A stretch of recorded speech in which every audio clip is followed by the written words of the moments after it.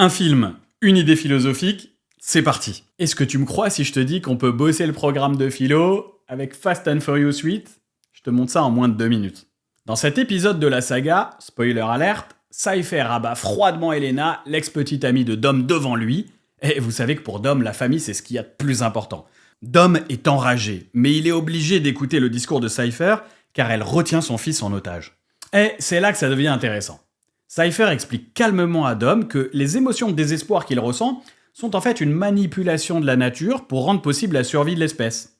Si les mammifères que nous sommes n'avaient aucun sentiment, aucune émotion lorsque nous perdons un enfant, la survie de l'espèce serait compromise, on laisserait notre progéniture se faire bouffer par des crocodiles sans même verser une larme.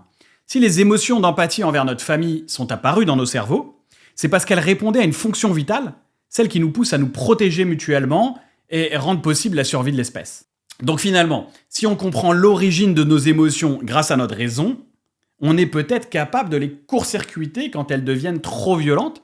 Et c'est pour ça que Cypher représente un personnage aussi glacial. Cypher signifie le chiffre, non seulement parce qu'elle est une hacker, mais aussi parce que les chiffres sont froids, le calcul s'oppose en général aux sentiments. Le philosophe Schopenhauer nous explique que tous nos sentiments proviennent de ce qu'il appelle le vouloir vivre. Le vouloir vivre, c'est en quelque sorte un instinct de survie qui nous pousse à ressentir et à faire des choses même quand ça va parfois à l'encontre de nos intérêts.